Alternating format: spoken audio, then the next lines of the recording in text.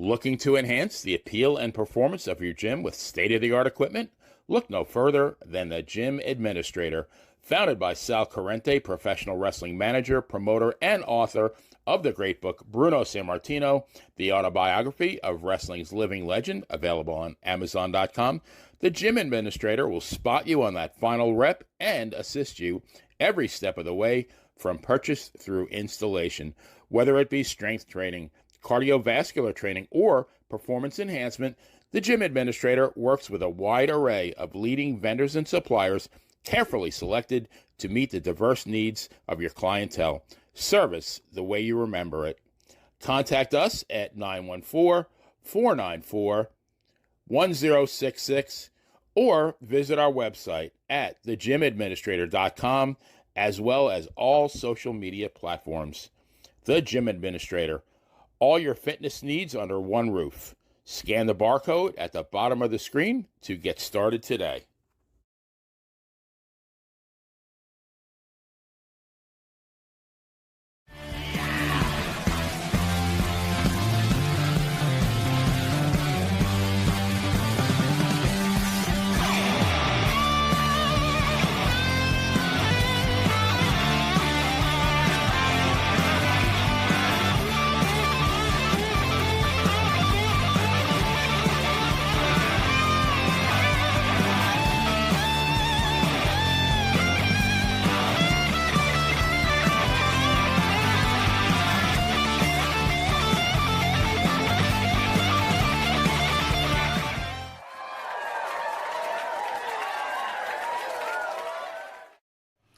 All right, welcome back to Long Island's number one pro wrestling broadcast. Monte The Pharaoh, only seen here out of Tin Mirror Studios in Kings Park, Long Island. I got that down now, Jimmy, right?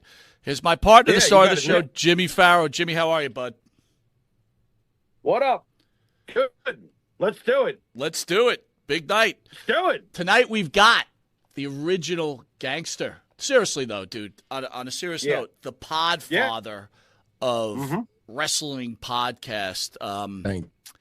He, along with his partner Kevin Castle, have one hell of a show, very popular. And the amazing thing, considering, Jimmy, these guys have such an audience, and they do so well with literally no assistance in their distribution. That's starting to sound familiar to me, Mike. But I got to tell you, it's kind of amazing. Respect. You know, think about that. Yeah. These are two guys from whatever that put together this show. I mean, we'll go into the history of Tony and Kevin Castle and all that. But I'm always amazed on how well, like, certain people like this, you know, it's just in them to hit this out, right? Right. Well, you know what? We've talked. Look, this is much more to your credit. We've talked about a lot of podcasts since we started doing our show. Right. We've discussed many of them, but this one I'm really excited about because this is exactly what you said. This is somebody who built it. Fans, right? They're not in the business, right? They're two guys, right? And they get themselves in, and they built what they built. They have a great show. They have great chemistry, obviously.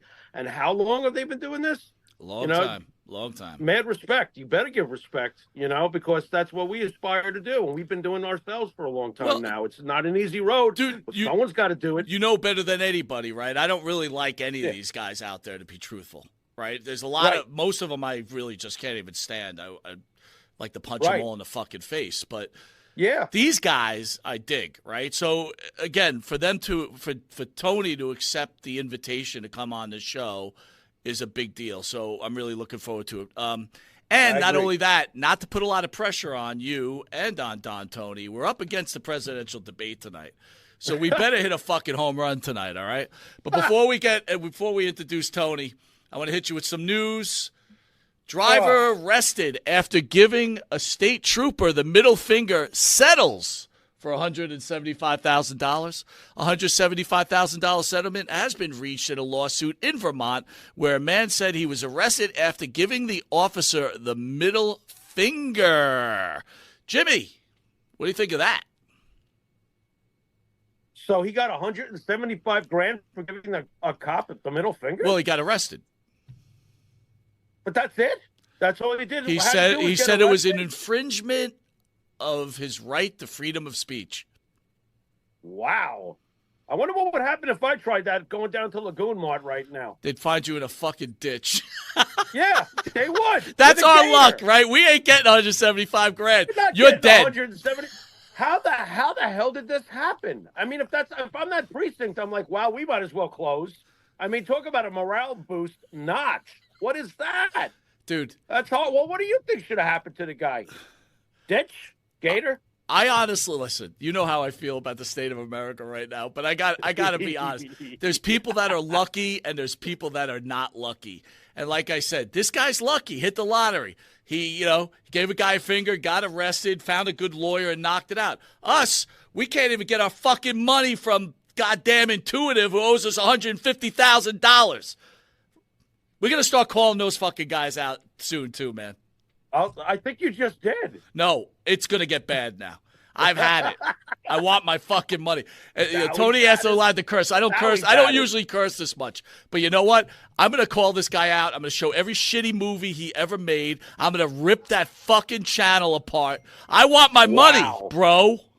Yeah, bro. We have 351 more bros to go before we tie Vince Russo's amount of bros for the WCW Who Killed WCW documentary. Let's bring in the Podfather. Don Tony, thank you for joining Long Island's #1 pro wrestler broadcast. How are you? How you doing tonight, guys? Hey, how you doing? Walks right into this conversation. How you doing, Don? Not bad. Doing pretty good tonight. I heard that there's a little bit of a presidential debate going on as we speak.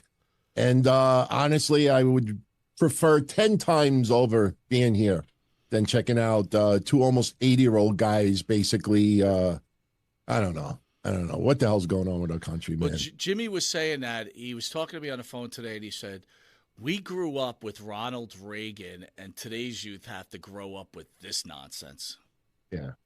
It's just terrible.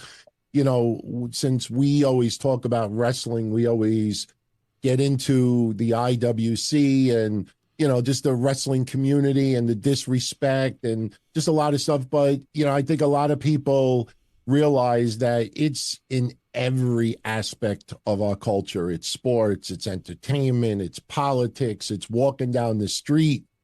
It's just what society is today. It just so happens with pro wrestling that we're a little bit more outspoken, but man, the level of coddling that goes on these days. You were just talking about somebody who just cursed out a cop and got $175,000, man. It's like, something tells me if I would have gave the cop the middle finger and got arrested, they probably would have been like, hey, suck it up. That's right. I wouldn't have got nothing. So let me ask you this. They would have set my bail $175,000. Well, better yet, on your show, you speak about your father often. If your father would have found out that you gave a cop the finger, what would he have done to you? Honestly, my father would probably get a good laugh out of it. He probably would get a good laugh out of it.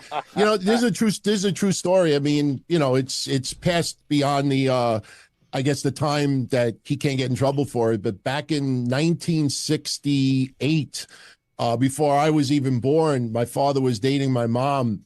And there was a cop that was hitting on her. And they used to live in Ridgewood, Brooklyn, off of Knickerbocker Avenue. And long story short, my father confronted the cop and said, look, she doesn't want nothing to do with you. And it was like that bad scene in Goodfellas when Ray Liotta took the gun and started bashing. My father didn't use a gun, but my father beat the shit out of this cop. And,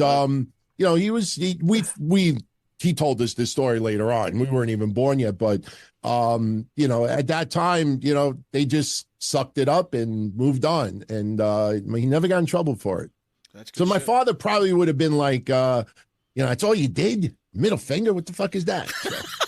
Well, that went the wrong way, Jimmy. You know what? You disappointed me. You should have took that cop out, Tony. What are you doing?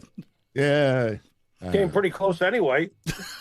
I'm afraid to have any confrontations with anybody this day and age, whether it's a cop, whether anybody. Because... Don, I'm thinking right now, I think you're looking at me wrong.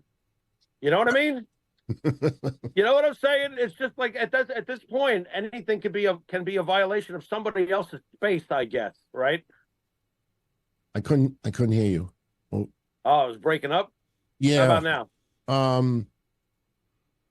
Say something. Something. No, I heard everything. I was just. Yeah.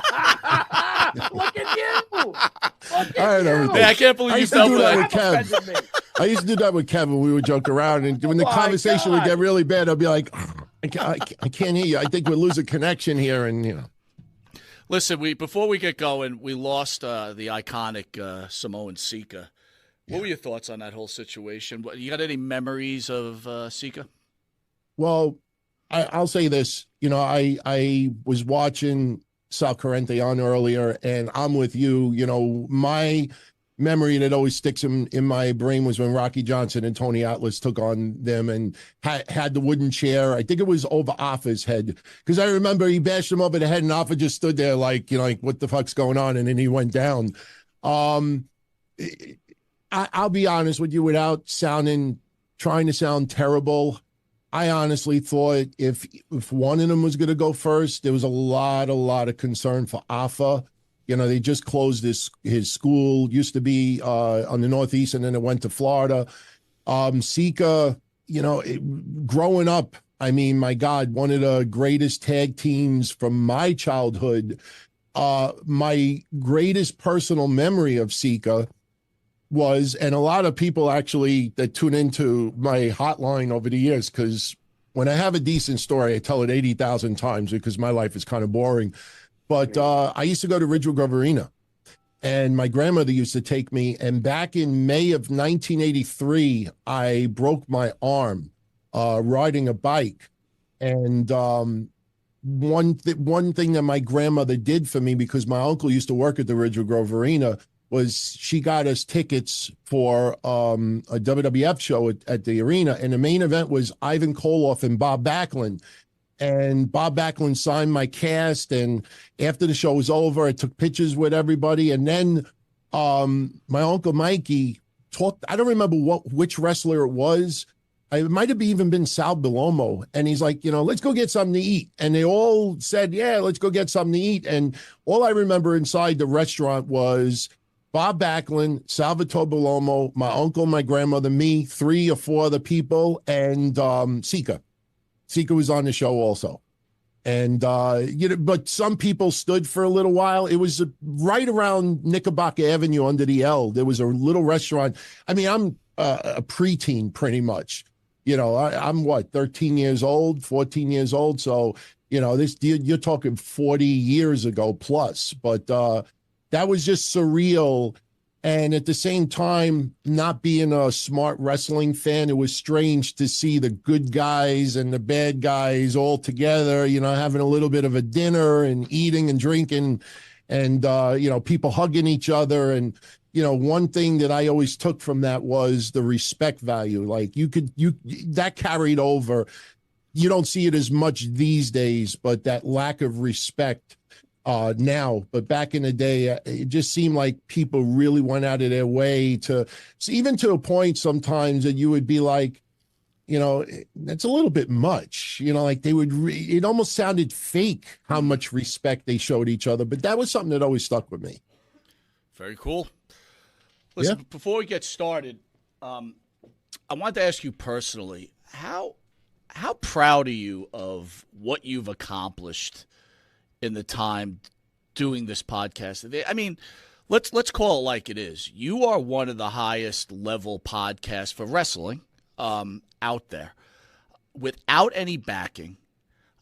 You've had multiple partners, but the one thing that's always stayed was you, right? The pillar, we'll call it. I hate to use that word since AEW uses it, kind of ruins that word. But how proud are you, man? When you look at this, how proud are you of yourself? You know, I honestly, for many years, I just said to myself, wow, what a boring fucking 25 years. You know, like, it just, you know what it is? I've been a lifelong wrestling fan. My grandmother introduced me to wrestling in 1979. And when my mother found out, because my grandmother used to babysit us, me and my brother. And when my mom found out that my grandmother was letting me watch wrestling at midnight on Channel 9 Saturday nights, my mother yelled. And when she yelled at me and yelled at my grandmother for letting us watch that, being so young, I knew that I was watching something good. I was like, you try to take it away from me. I want it more. But, you know, being a wrestling fan my whole life, you know, meant a lot. I had a very serious car accident in 1996 that almost killed me. And at that time, I probably had the same aspirations of becoming a wrestler like Mass Transit, God rest his soul, even though he was a disaster. Like, I always wanted to wrestle. And me and my friends would backyard, and, you know, I was very serious about joining a wrestling school. But in 96, I got into an accident, almost killed me.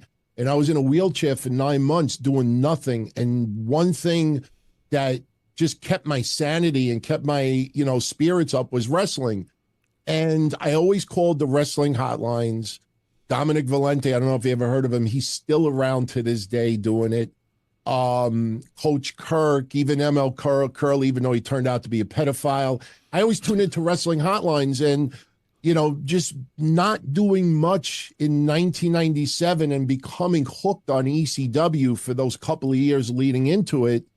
You know, just from calling hotlines and interacting with the hotlines, you know, I noticed that the hotline host would always shout me out and always mention in detail what I would talk about. And other people would call in and, you know, retort what I was saying. And I don't remember who it was, but somebody said, you know, you should start your own hotline. Just talk about wrestling.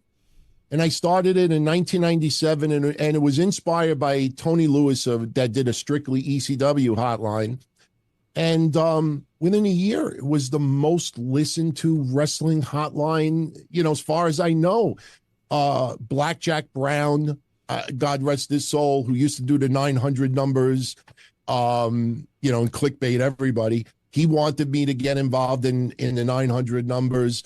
You know, it just caught on. And, you know, in 2000, I get a voicemail on my hotline from Louis Dangerously from ECW. And he's like, look, you got a big following with your hotline. We would love for you to do a little bit of promotion with ECW, pushing tickets and doing this and that and this. So we started pushing tickets on ECW, and, you know, got to go to the shows, doing that. And then ECW closes down, my favorite promotion of all time. I always keep that sign up there to pay homage to them. And then XPW is coming to the Northeast, who was ECW's biggest rival, you know, I guess, and hater.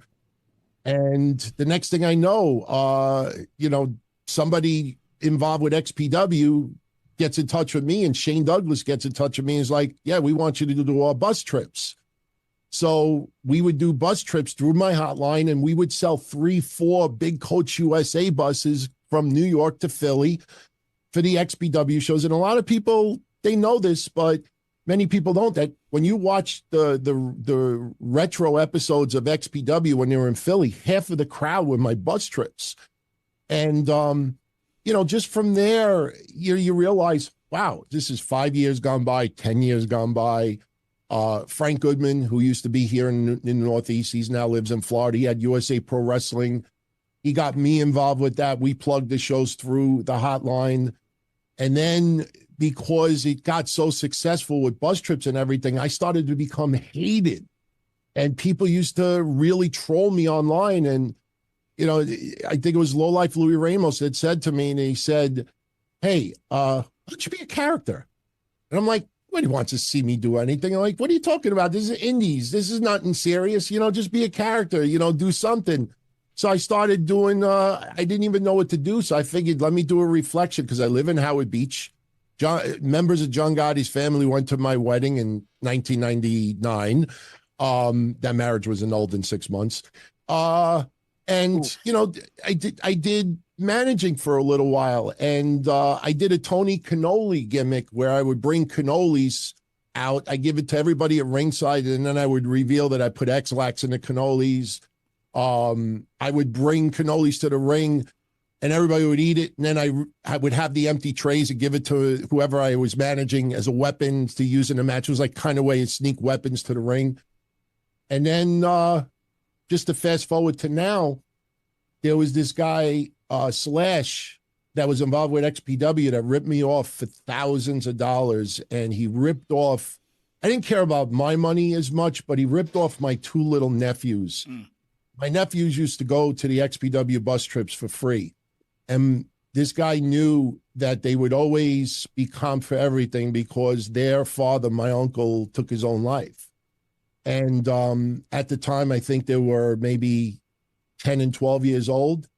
And basically, this guy Slash pocketed all the XPW bus trip money for my last run, which was like $4,000 or $5,000. And then I found out that he actually took money from them also. So for a very long time, I was trying to hunt him down. And, Mass Maniac is still alive. People that know about it are still alive. They could vouch for this. Whenever Slash would show up at a wrestling event, somebody would call me up or call Frank up and say, hey, he's here. Bam Bam Bigelow, God rest his soul, who I became friendly with. He called me up and he's like, hey, he's here. So one time in a wrestling event in Long Island, this was, I think, 2005, 2006, he was at one of the shows that we were working. And I had the cannolis underneath the table because I would be the one collecting the money at the door. And Frank trusted me with that. And, somebody said, he's here. He's in the crowd. He's in the third row. And I didn't know what to do. I looked down. I saw cannolis. I took a whole bunch of cannolis. And I went up to him and he looked at me. He's like, holy shit.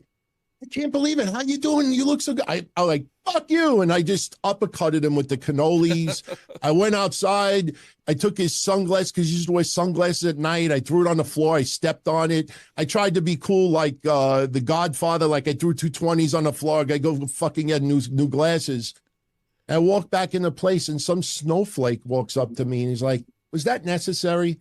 Wow. I was like, that guy ripped off money from my nephews. Their father shot himself in the head. I was like, you're going to tell me? And he's like, yeah, but did you really need to do that? Like, you got your Gotti shirt on because that's what I used to wear. He says, what are you, a fucking Don?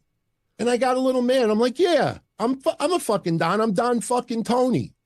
And the guy walked away and it stuck. So ever since then, I've been Don Tony. And, after all these years, for a little while, I thought to myself, all right, I'm married now. I'm getting older. I have some health issues. My parents are very, in their elder years. Maybe I should not do this anymore.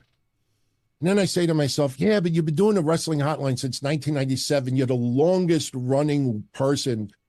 And I'm like, yeah, I don't want to give up that moniker because I was like, yeah, I'm old. Kevin and I are old, but we still love wrestling. We still love talking about it.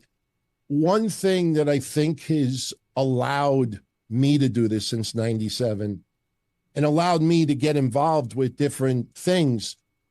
I always tried to be authentic. Like what you see is what you get. If I did my hotline back in the 90s, I talked to people as if we were all friends at a barbecue or at a bar just talking about wrestling. I think these days people are doing it for hits, for views, to try to get ad revenue, for clickbait. I don't think people understand how toxic YouTube is with all the bullshit that you read, bro. And I love Vince Russo, but, I say to all of them, I'm like, hey, God bless you if you could sucker people in that much for, to make them think that this is this and this is that. But I always wanted to be authentic. I always wanted to be that guy that, hey, we talk about wrestling, we have fun, and that's what it's all about. I mean, I'm not going to lie, over the years, I like doing my own thing. I like being the boss. I like being in charge. I do my own video. My hotline, I did the hotline. When we were podcasting in 2003 online and the audio was awful, we did it all ourselves. I don't like other people doing things for me because I always feel like, hey, if you want to do it right, you got to do it yourself. And if you screw up, it's your own fault for screwing up. But after all these years, I just still enjoy wrestling.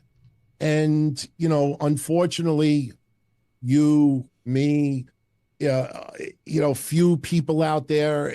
We're in that category now that, if you're not part of the in crowd, if you're not just going with the flow, if you're not doing things just to spark emotion or just go along with things and true to yourself is not what you believe, you're considered an outcast. God forbid, we get some stuff correct. God forbid we have a few people in wrestling that we became friends with over the years that tell you a few things, and because they didn't get the information, they just ignore you. That was one of the things, back in the mid 2000s, we had a few people that I was never wrestling news. I was not a reporter. I wasn't a journalist.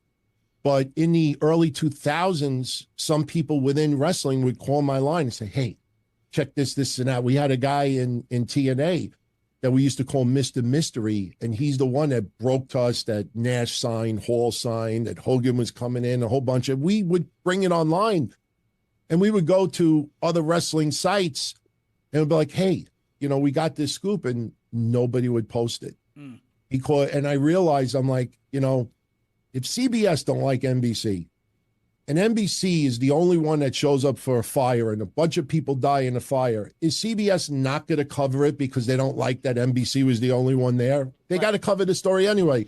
And I learned early on, if you're not part of that crowd, like, unless you are willing to do the favors, and I mean that in a sexual way, or just mindgasms, they just will shun you out and, no sell you and act like you don't exist. Jimmy and I speak about this a lot, right? So it's, kind of jumping ahead because I'm going to go back to something else, but we'll use LaGreca and Busted Open Radio, okay? I listen to LaGreca. I've had discussions with LaGreca, so has Jimmy. I've noticed many times where I've listened to your show when you were doing it by yourself on a Monday morning. I'd listen to work some early, at work. You would say stuff. Literally the following, like that morning show at 9 a.m., he would repeat your words. Not even like, look, it's wrestling, right? So you're going to come within the same realm of each other, but he would use your words. My own partner here has many times been, and it drives me crazy, right? Because it's like, they're bigger. They're the ones that are going to do it. And how do you deal with that? Well, there's a podcast out there who I really, really enjoy. I don't want to say who it is, but a bunch of people brought to my attention that for the last couple of weeks, well, maybe even a month or two, I've been using this analogy with AEW. And I said, Tony Khan, he brought in Okada, he brought in Mercedes Moné, he brought in Jay White, he brought in Will Ospreay. I said, and they can't even draw 700,000 viewers. I said, that's like someone who has a bunch of exotic cars in their driveway, and because they don't know how to drive stick, they just got a bunch of beautiful cars in the driveway just sitting there, and basically soon enough they just get a little bit rusty, and unfortunately they're just for show. And literally word for word, I check out, a few people tell me I check out this podcast, like, Tony's just like a guy as he signed Ospreay, signed White, and it's like he's got these exotic cars that sit in the driveway. And I'm like, I don't, this is how I look at it. Kev and I had the opportunity to do Sirius Satellite many years before Busted Open ever did. The only reason why we didn't do it was because, one, we weren't going to get paid much at all in the beginning. Number two, I didn't want to go at 2:00 in the morning, to go to a studio, especially if I'm not getting paid for it when I have my insurance things that I do. And then plus Kev doesn't drive and he doesn't live right near me. So it was a kind of a hassle for him also. We were going to do FM radio a long time ago, but, we were just a little bit too vulgar, and recreating that wouldn't have worked. I look at it like this. Right now, I get it. You see what people are doing in the podcasting world that gets them the tens of thousands of views. Sooner or later, people are going to get tired of that.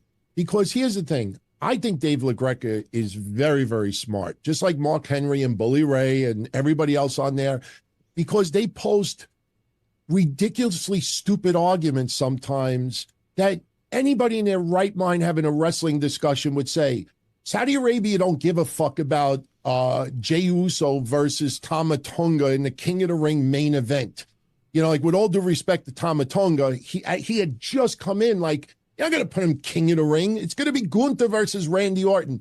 And they're putting this argument out there like Tama Tonga, he should be King of the Ring. And I'm like, there's no way that you think that inside, but I get it.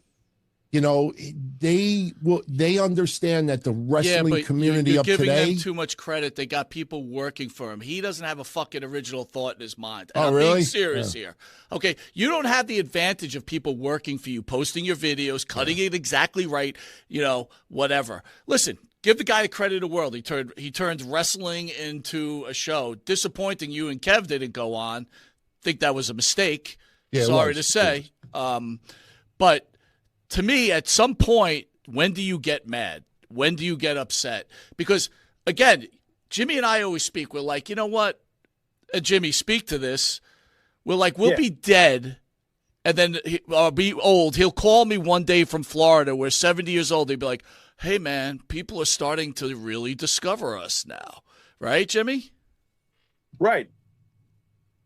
I say it like this. They're very smart because they realize that their audience are gullible about it and want to be emotional, like the Cody Rhodes stuff. Yeah, well, it just seems to be the way it works. Yeah, that's the plan. They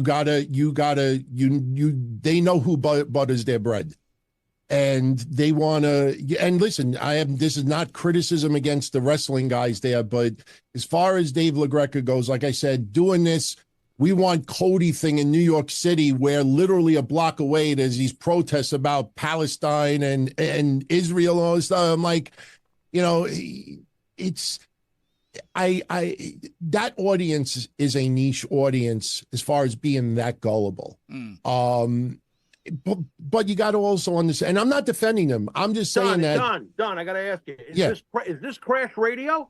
You know how Russo had his Crash TV? Is this just Crash? No, it's the opposite. It's the opposite. The wrestlers. It's all well thought out, but isn't the end result the same freaking thing? You're throwing shit on the wall. No, because Cody comes on there, Undertaker comes on there, a lot of people come on there, and they know that underneath the table, they're getting pedicures, they're getting foot massages, that then they don't have to worry about getting, you know, a couple of questions that might, you know, everybody's thinking, but you know they wouldn't dare say. That's why Tony Khan doesn't go on there anymore.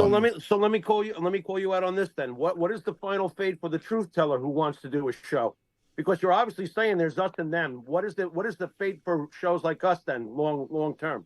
Sooner or later, people get tired of the bullshit. Thank you. I think people are getting tired about this recreation of who killed WCW. I think after 4 weeks, people realized I hate to say it like this, but most people realize they got jerked off for 4 weeks. They don't understand that The Rock is an entertainer.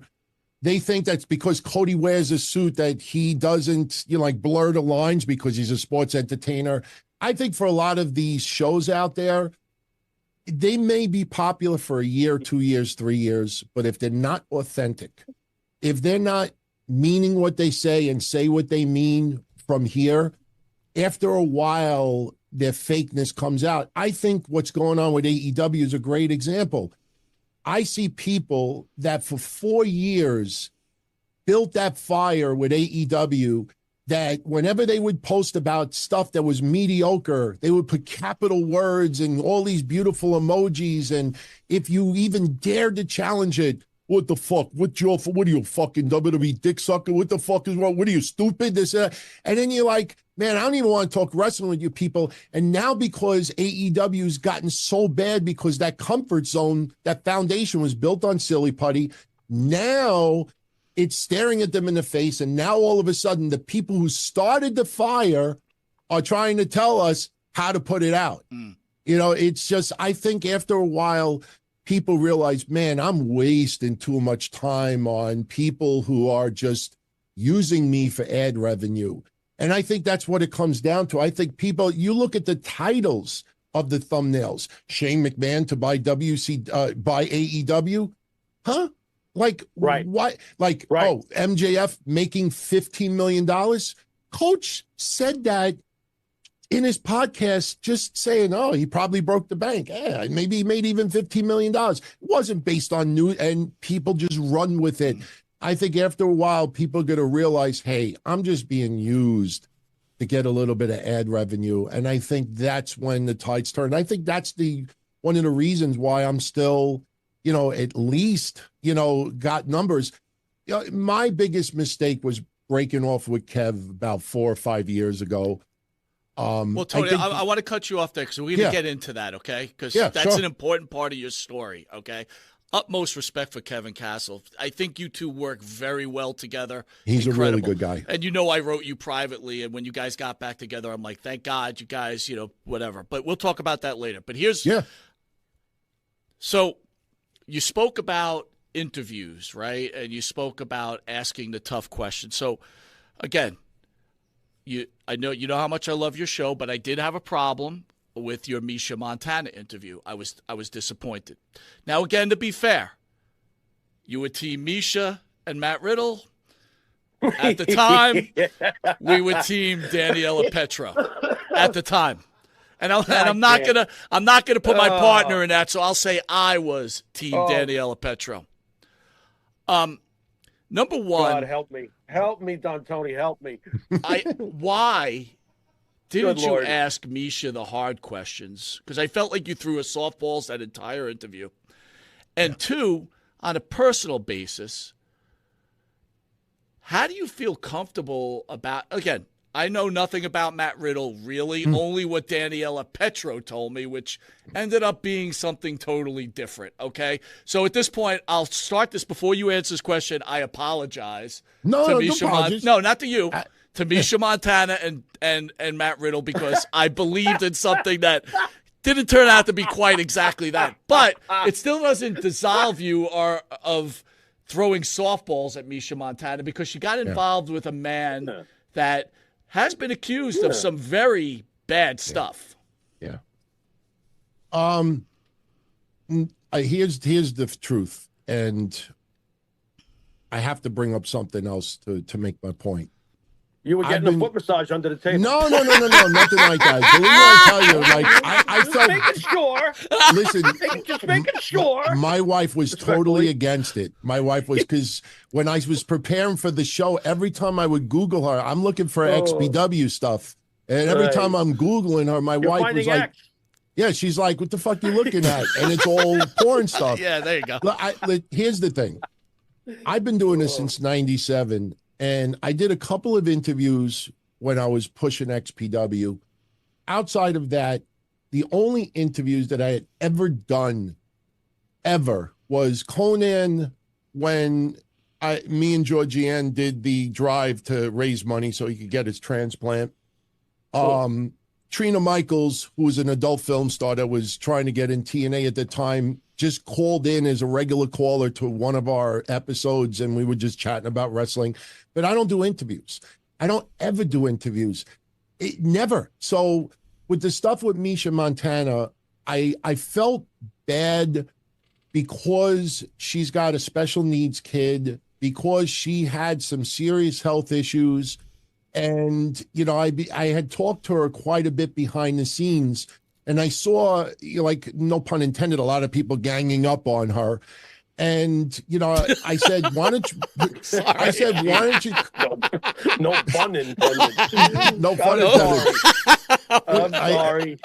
You left the door just a little bit open there. What is that? Yeah, it's a salami. It's my salami. This is a pretty big salami. I think I banged myself in the mouth with it too. No, the thing is, I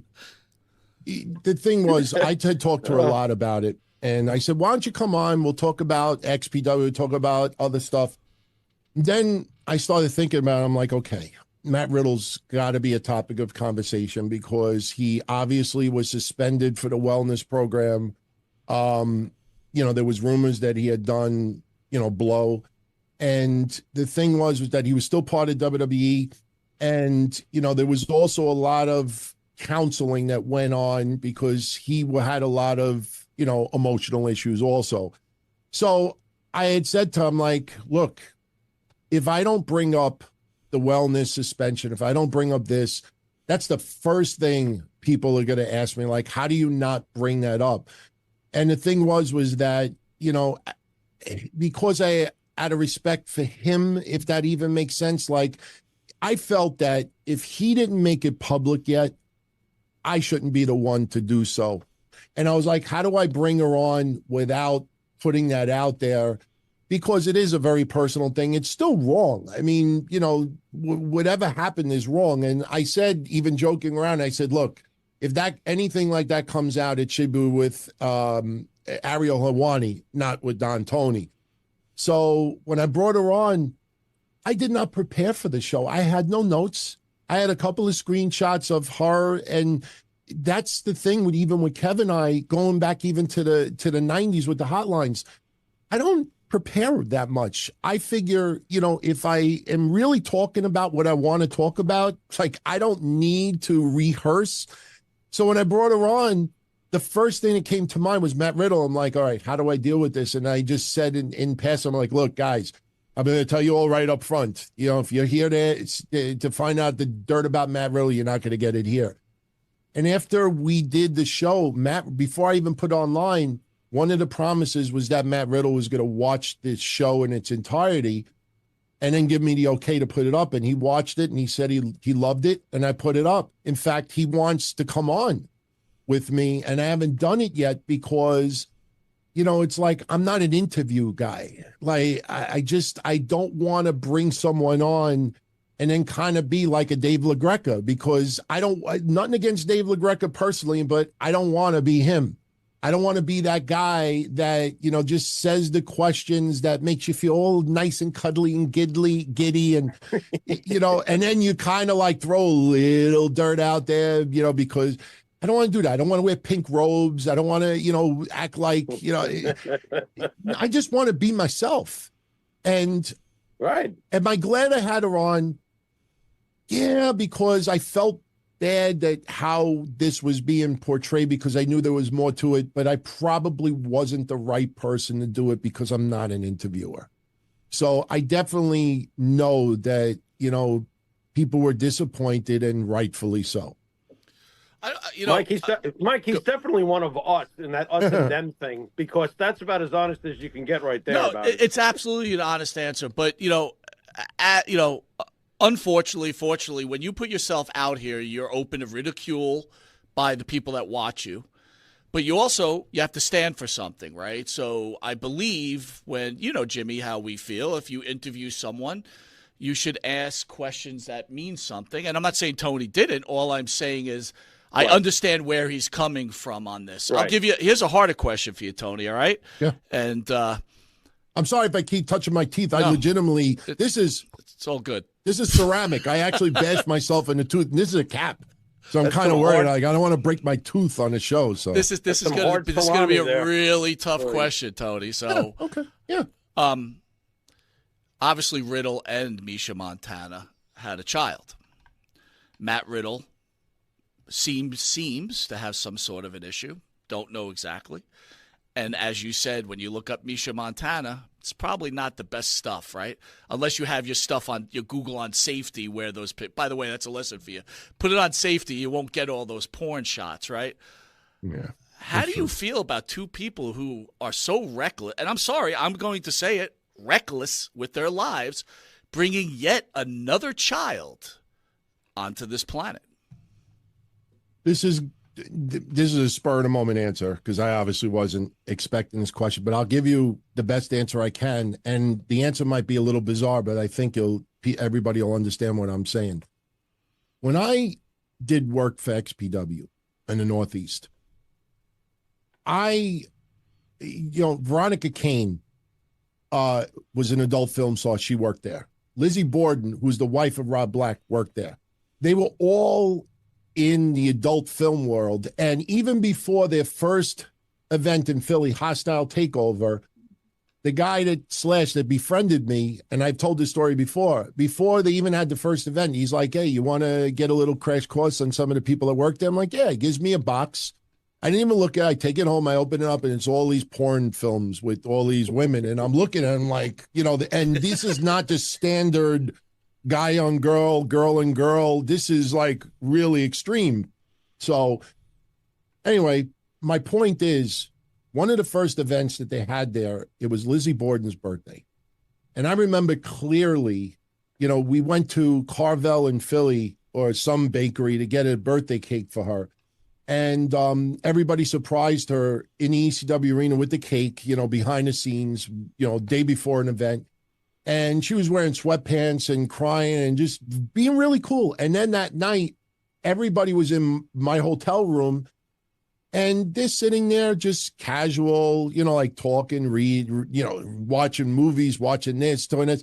And I'm looking across the room and I'm like, man, this girl got banged by 8 people and she's like one of the most down-to-earth people. Like you would like it humanized.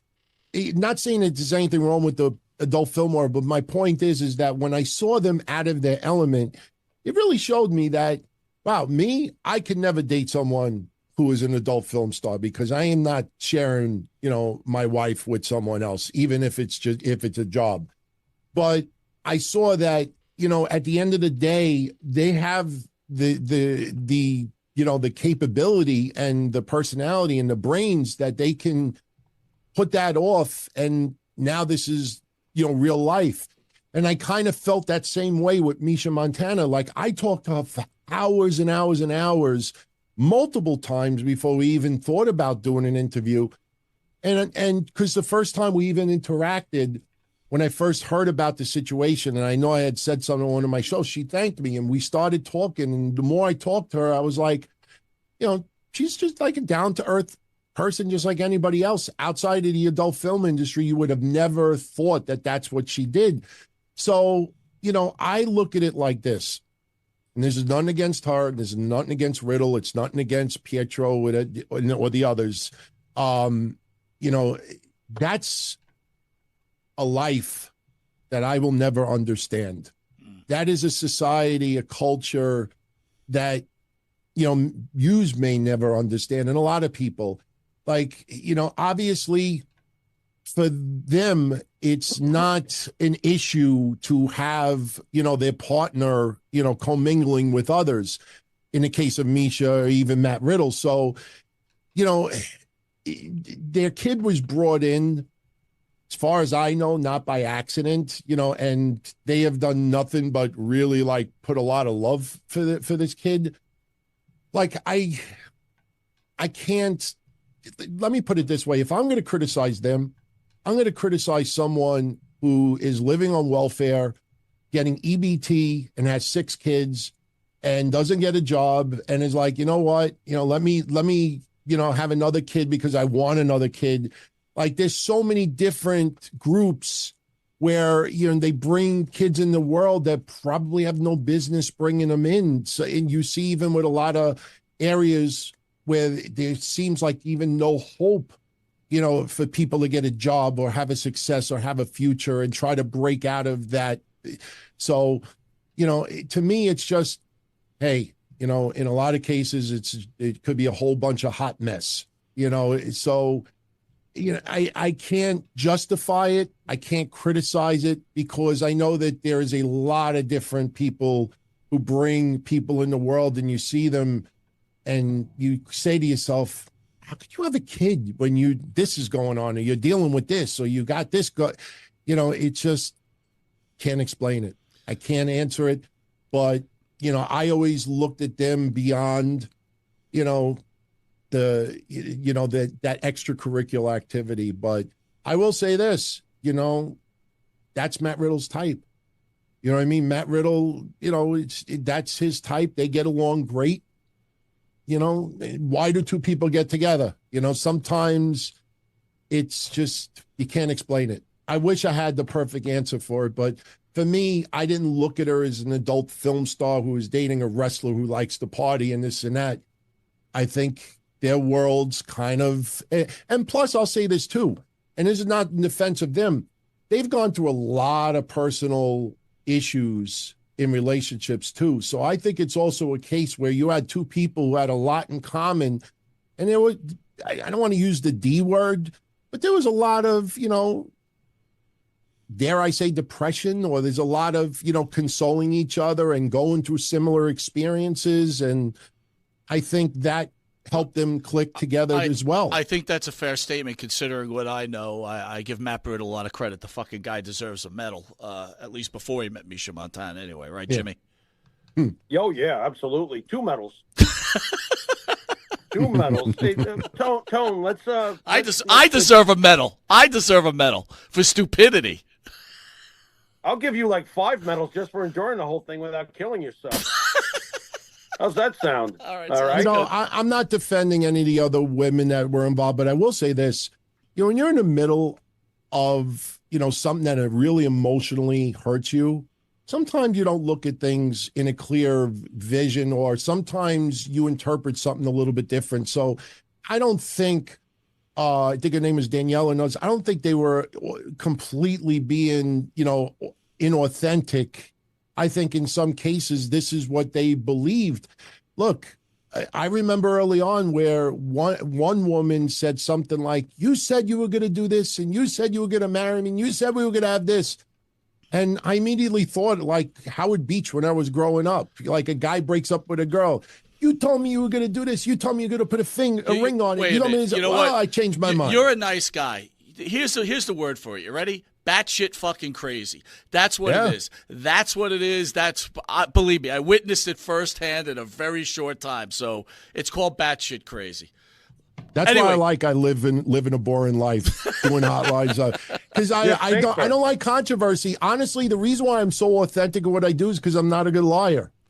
I'd rather not lie in drama. I mean, I went through a lot of immaturity. I mean, that's why I burned through a bunch of hosts back in the day too, because, you know, I definitely have my issues also. I mean, I'm old enough now to come to terms, you know, that I wasn't the easiest person to deal with, but, you know, I try to stay away from drama. I hate drama. I mean, Don, I don't even like bringing it up on shows. So why don't you take us back to how you met your partner, Kevin Castle, not your wife, your partner on the show, Kevin Castle. When does it all start with you deciding, you know what, let me go video with everything? I mean, you're doing a hotline obviously first, and how does the show come about in your relationship? How did you meet Kevin? Well, I was doing my hotline up until 2005. Actually, in 2005, there was both. We were doing podcasts, and I was still doing my daily hotline report. And my hotline, even going back to 1997, people could leave messages. I always love to hear feedback. I'd love to hear people, you know, agreeing, disagreeing, you know, getting different things. Like I said, you know, if I didn't have voicemail on my hotlines, Louis Dangerously from ECW would never reached out to me. Shane Douglas would have never reached out to me for XPW stuff, you know, with bus trips. Even the Hardcore Homecoming pay-per-view that they did, Shane Douglas actually wanted me to do the bus trips for that, but, you know, the guy Mike Johnson at PW Insider screwed me, which is a whole nother story. But the thing is, people would always be able to leave messages. So there was a guy that would always leave messages, and his name was Kevin from Sheepshead Bay. And he would leave comments about what I said, and I would shout people out. I'd be like, on the next show, I'd be like, to Kevin from Sheepshead Bay, he feels that, you know, that Undertaker should do this. And after a while, I found that I'm always shouting him out because his comments I either really agreed with or I really disagreed with. So after a while, I was doing a hotline with Mad Zombie and Brian Damage. It was the Blackheart Sports Entertainment hotline. And Brian Damage broke away. Timmy Arson, God rest his soul, the ECW Zombie, was also a host with us. He couldn't come on all that often. And Mad Zombie had a lot of issues. He was one scary dude. I don't know if you ever heard of him, but he was one scary dude outside of wrestling. I'll tell you everybody a really quick story. You'll appreciate this. Back in the 90s, an adult video came out involving the wife of Tommy Dreamer, Beulah McGillicuddy. And it was from Penthouse Video. If anybody remembers the Silver Bullet, you know, it was legendary in the late 90s, mid to late 90s. Mad Zombie, we used to tape trade, and that's how we started doing a hotline together.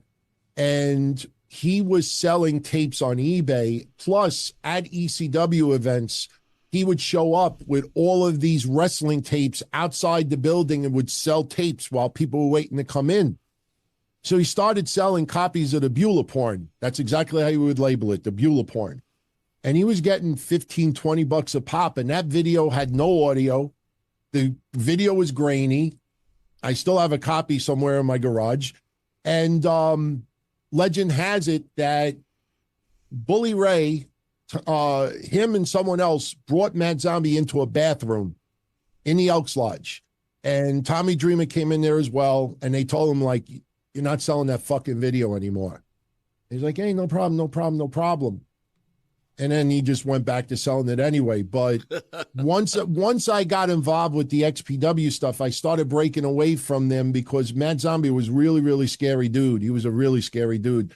So that's not someone you want to cross. So since I was used to having Mad Zombie and Brian Damage on, I wanted to have someone else instead. And there was this other kid, Joey, that 924 that was in a wheelchair that really was smart about wrestling. I said, yeah, let's just have a show one night. Come on. And we offered it to Kevin also. He came on. And basically, it was Anthony the Funker, Kevin from Sheepshead Bay, Joey from the Bronx, and someone else. And we just chatted about wrestling, and it was a hit. I mean, and it was interesting because we had one Irish Italian, one fully Italian, one Puerto Rican, and one black guy. And then we ended up with another Spanish guy. And then we ended up with a Jewish guy. So we called ourselves. I was going to say, where's the Jew? Yeah, okay. We had the Jewish guy too. And we called ourselves the Minority Report. And that's how it took off. So Kev started coming on as a caller in 2004. That's really the first time we started doing together. And then we had a falling out with the two other hosts. And it was just me and Kev. So we were like, what should we call ourselves? So ultimately we called ourselves, this is 2004, 05, because 05 is when I started doing the Don Tony name because of the incident at the USA Pro Wrestling show with the Cannolis. So since I was Don Tony, and he always called himself Kevin Castle because he was in the heavy metal scene, and he used to manage a rock club called Castle Heights on Roosevelt Avenue in Corona, Queens. So he was Kevin Castle. I was Don Tony. So we called it the Don Tony and Kevin Castle Show, and 20 years later, we're still doing it. And we need a now. Why won't Castle come on video? He won't. Well, I'll say this. I'll say this. Huh? 5 years ago, we really started not enjoying doing the shows. I think it was a reflection of wrestling also. AEW was not around yet. You know, wrestling was really starting to, get bland. And we started falling out of favor with each other. In fact, for a brief time, we even called ourselves the Don Tony and Kevin Castle Hour, because we just wanted to do an hour, we didn't want to stop doing it, but we would always just complain about the same things. And if we're going to be a complaining show, then we might as well just quit. So at the time, I was like, all right, what can I do to challenge myself to kind of like make this to the next level again? And I remember about 10, 11 years earlier, we were going to do YouTube. But at that time, we really didn't have the equipment. I didn't know anything about video. So and we didn't want to pay somebody to do video stuff. So we just decided, you know what, let's stick to what has made us successful in what we do. Let's just keep audio. So when I went to go to YouTube about 4 years ago, I had originally asked Kev, I said, hey, you want to do video? And he's like, yeah, I'll do it.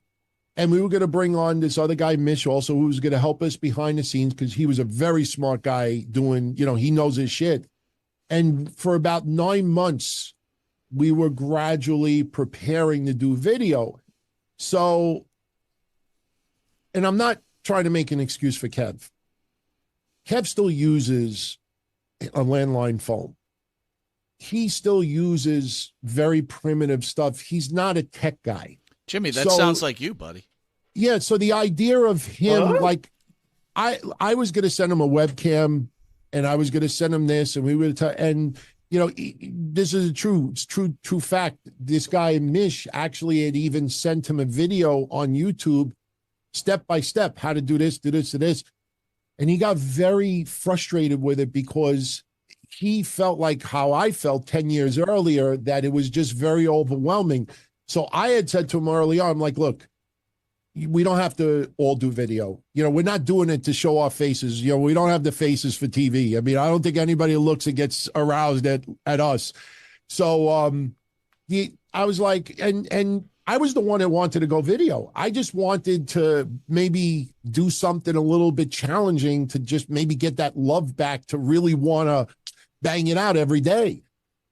And then once I commit, there's no turning back. That's why I'm still doing it, I guess, now on a regular basis, because if I even miss one show, I feel like I'm letting down. Even if it's 1,000 people, I'm letting people down. That's why it is almost never that I miss a week. But I'm the one that pushed the YouTube. He didn't really want to do it. And I had told him, don't worry about it. I did not realize once we launched on YouTube, I did not realize the overwhelming number of people that were like, why are you on video? Why is he not on video? Why aren't you on video? What are you, ugly? What are you, fat? What are you this? And I know what Kev looks like. I have pictures of Kev even now. He's not a bad looking dude. It's just, it's very, very overwhelming. Plus, here's another thing too. He lives in an apartment and their, internet is not the greatest. And, you really need to have, some good DSL. We don't break the bank in what we do here. So there's a lot of things that he would need to do. It's not just simply plugging in a webcam. No joke, for real. I have laying around like webcams and extra things that I could just give away to people. I have a Logitech staring right at me right now. I keep as an emergency backup that I never use. He just never felt comfortable about it, and I don't want to push the issue. So once we went live, then I realized that it was just making it worse, because I didn't want it to be pressure, and I didn't want it to be overwhelming, and it's exactly what it did. And it just made things less fun. And unfortunately, we had a falling out. And the funny thing is, the falling out we had, Kev doesn't even know this, but it was a total misunderstanding. But I was so mad, and I was like, I'm not even going to fucking tell him. There was one episode that he couldn't show, that he didn't feel well. So what I did was, on the thumbnail on YouTube, I had a logo with the Don, Tony, and Kevin Cash show, and I put a red X over it that, we're not doing the show tonight. It's just me. And he interpreted that, like I'm canceling him out. And I totally don't blame him. It definitely did not come across the way I had planned it to be. I just thought, hey, there's no DTKC episode tonight. It's just me because, he's not feeling well. I just put an X over it, and it just blew up. And, because we're 50 some odd year old Italians from New York, similar neighborhoods, we're thick-headed. And, he doesn't want to give in, and I don't want to give in. And, it just kind of built for a couple of years, and there was no talking whatsoever. But I will say this, after a while, we started talking again. And Mike, you pushed us to get together again. And, one thing that we always said, that we're not going to do shows just to do shows. We're going to do shows because we like to talk to each other, because we still love wrestling. We still love laughing with each other, not at each other. And I think we started laughing at each other, and we both agreed that, all right, if we do shows again, it's for the right reasons, not because everybody wants it. And January 29th of this year, we just said, you know what, let's bring it back. And there's still a lot of damage that is being repaired, because there's a lot of people that put a lot of time, money, and energy in what we do. And they felt that, hurt. They took it personal. I mean, I can't believe even on Google now, when I type in Don, Tony, and Kevin Castle to see, like, if anybody's talking about us or if there's a buzz, the first result that comes up is Don, Tony, Kevin Castle split. And I'm like, wow, I can't believe.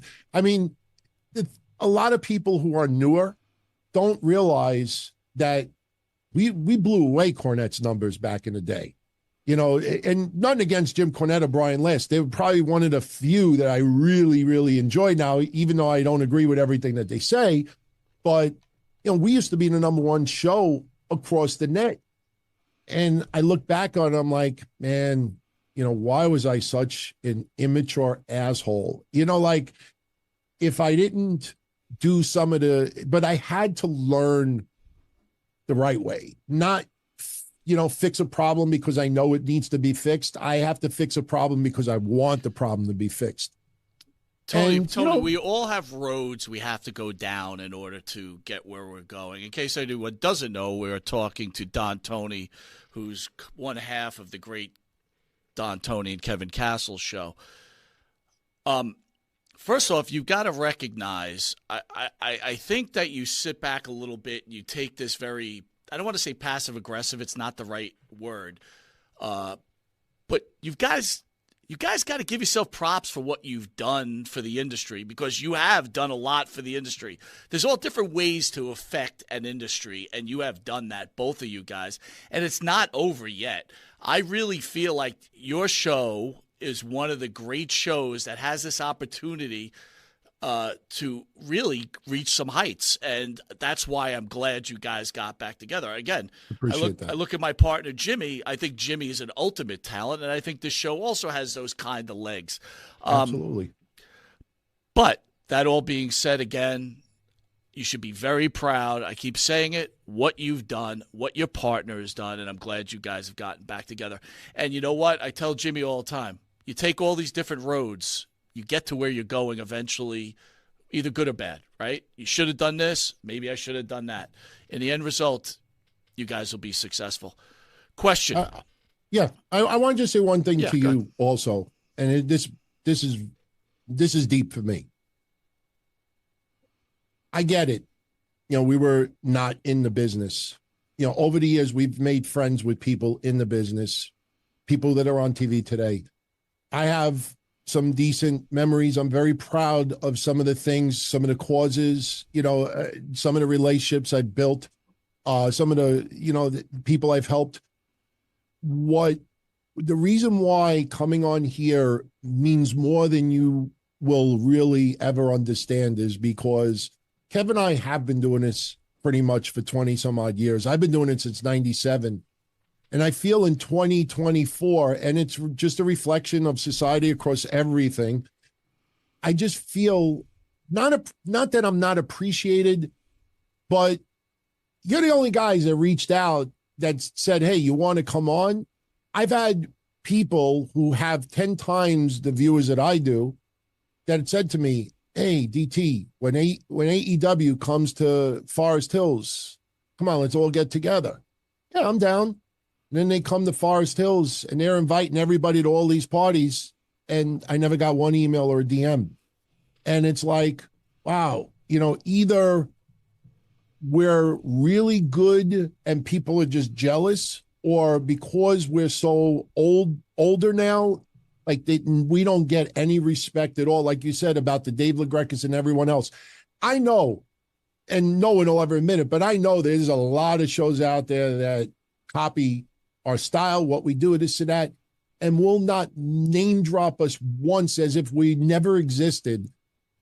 So when I get something like this, it's like, man, that's pretty fucking cool. Because, Jimmy, and you need to speak to this because you'd be perfect to say it. First of all, Dave LaGreca's smart.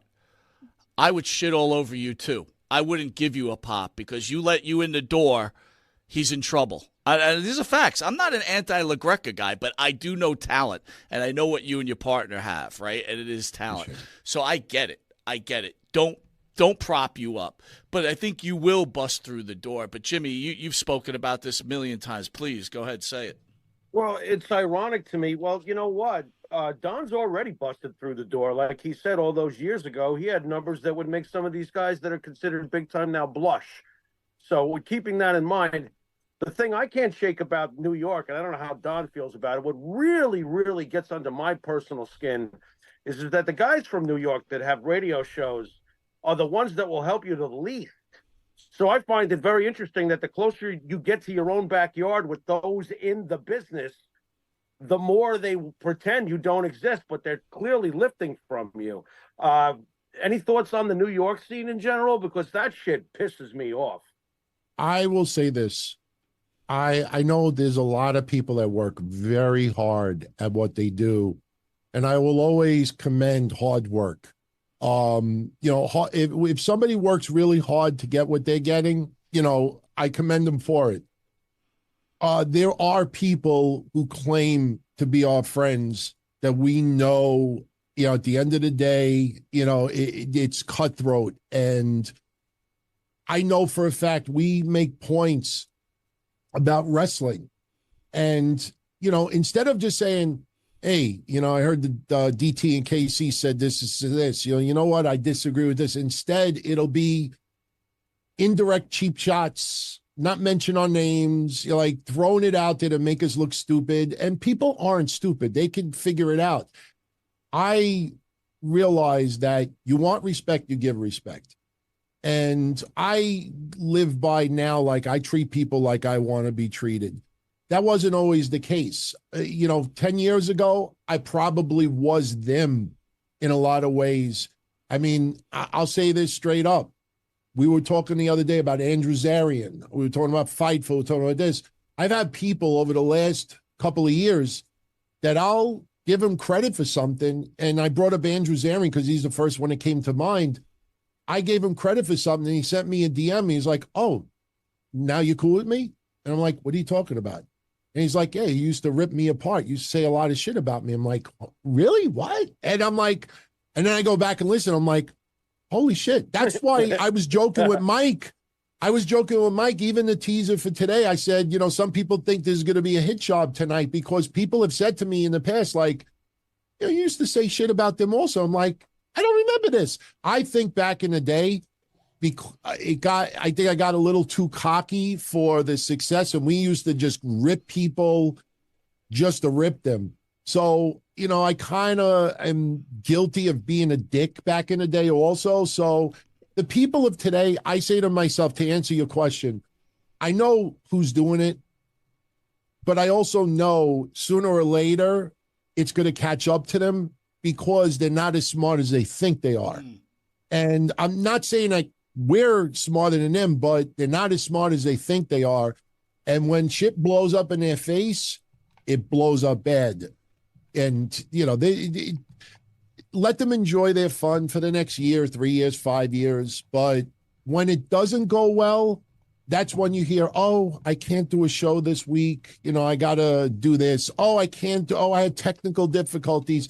People will start seeing a pattern that, they make excuses for not doing shows because they're losing, their core audience. One thing about us, and this is why I don't get upset anymore, because I know that who tunes into us is our core more than anything else. We have a Patreon that is maybe 1/5, 1/6 the size it used to be. But I can honestly say 80% of the people on the Patreon have been there since day one, 7 years ago. Right. So we have that core loyal group, and that's who I care about. Also, think about the most important part of this, and I'm serious about this. Think about how many people's lives you have changed. Let it be one. And I've said this to Jimmy. We've had people reach out and said, thank you. You saved my life, whatever. That's probably the most important part, and I'm sure you guys have done that for many. Listen, we're almost out of time. I got one last question for you. Hard one again. You guys are somewhat close to Karrion Kross. I think it's common knowledge that Karrion Kross, it's just not happening. No matter what he does, what he tries. At what point in your show are you going to – look, I know you have a relationship with the guy, but at what point in the show are you going to blame Karrion Kross for Karrion Kross? Well, I'll say this. I will take full responsibility of trying to somehow convince people that the helmet is not as bad. Farouk wore one, other people wore one, and I think, and I'm not just saying this because, look, I don't break bread with him. I'm not obligated to say anything good or bad. In fact, you want to know something straight up? one of the reasons why he became a fan of what we do before he even got into wrestling was because if we don't like something, we will tell you. You know, it's nothing personal. We don't want to see anybody get hurt by it. But I think I'll give you a good. I'll answer it like this. It'll be quick. When Karrion Kross, I'm trying to remember if it was Lucha Underground. I don't remember if it was Lucha Underground, but right before he went to WWE, I remember people were saying, "Oh, they got to put him to the main roster. Fuck NXT. He's got to do this. Oh, I can see you did." And he was like, "What? I haven't even gone there yet, and you're already saying I should do this, and that." Like, he doesn't want people to put him on a pedestal. But I'll say this: I think of Dijak being released today, and Kevin and I had just had this conversation on Monday that there are some big men that WWE just does not know what to do with. And sometimes their creativeness, they can't get it over in a 120-page book. They need 500 pages. You know what I mean? So I think the problem with Karrion Kross is Scarlett, they put him with Paul Ellering. And I love Paul Ellering. I love what he did with the Legion of Doom. To me, he looks like a bonsai plant right now. Like a really old, small, cool-looking plant. But if you ever bought a bonsai plant, after a while, you look at it and you're like, why do I have this? It doesn't bear fruit. It doesn't. They put him with him. They put him with AOP, and with all due respect, AOP has been a disaster. They had matches with the Street Profits that they got knocked out of the ring, and they were just dead for 10 minutes. And we were laughing like, what? These are 360-pound guys, and they're laid out like they're dead. And I'm saying to myself, why are these people together? So I'm not trying to dodge with Karrion Kross. All I'm saying is that I think that they have yet to allow him to be on the main roster as just him and Scarlett being that natural-born killers type duo, a little bit, very, very intelligent, but also very maniacal. And I was thinking if they go to Netflix and they could have a little bit more freedom, that the character may come off a little bit more. The problem is, and I'm saying this is criticism, when you got the Bloodline storyline kicking ass, when you have other storylines that are blowing it out of the water, when it comes to Karrion Kross talking about Xavier Woods, talking about, Sheamus, talking about the Street Profits, who cares? Right. So, who cares? I think the problem is presentation sucks. Yeah. I think the only way Kross is saved is they got to get him away from the AOP. They got to get him away from Paul Ellering and let him shave his head. Yeah, he could shave his head, and also Scarlett's hair's got to be blonde. Blonde. Yeah, I kind of feel like they did that because of Tiffany Stratton is the blonde. Right, that's true. But I want to see him fuck with heels. I think you allow him to deck Grayson Waller and Austin Theory, might get a nice little pop. WrestleMania 40, they did the street fight. A lot of people loved it. I hated it because I know what a Philly street fight is, and that wasn't it. They beat the shit out of each other. And, people like, well, they were chanting ECW. Yeah, if I went out there and chair bashed somebody or hit them with a cane, they'll chant ECW. Part of my language, I did indie work in Long Island and got holy shit chants. Because I didn't know how to run properly. I ran through a barricade, the guardrails, and I dislocated my shoulder, for real. And I'm in the ring like this. And people are going, holy shit. And I'm like, wow, this is good, but it hurts too much. I think Kross, the problem is what he has in his mind is not the WWE template. And you try to play him off as a baby face, sort of, or you have to make a decision. He feels done. He feels done. The character feels cooked. He's cooked. Cooked really is the right word. Jimmy, I want Don to hear this question. It's from Ronnie C. saying, fellow New Yorker, I've listened to DT for over 20 years, even won ECW ticks from DT. I'd love to know, this is a question to you, Jimmy, if you feel, he's followed wrestling hotlines, do you feel DT's hotline would be successful in 2024? That's really a great question. It's hard to say. I mean, after all, everything's at the tip of our, holding a phone nowadays. Maybe. It all depends on how it's marketed, right, Don?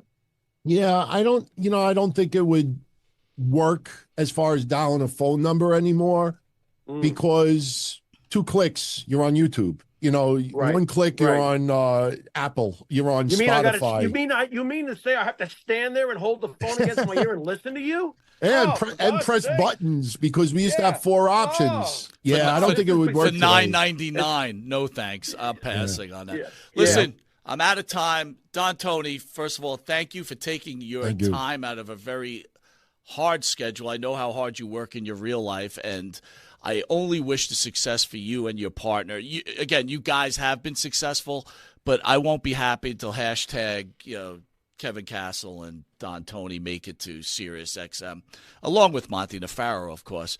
Jimmy, we will not be on July 4th. We return back the week Thursday after, where we have B. Brian Blair in studio. And I'm still working on a special Von Erich to come in, and then Diamond Dallas Page, right? So it's been some really great shows, Jimmy. I thank you again. Don Tony, thank you for taking your time out. Thank you for having me. I was very much appreciated. And we'll see you guys. By the way, everybody, happy 4th of July, and everybody for taking. Thank you. Rumor has it in the debate today that Biden fell asleep at the stand. So we don't know what's going on right now. Jimmy, you want to send us out? You've been watching Monte and the Pharaoh with the great Don Tony. And until after the 4th of July, happy 4th of July. Later.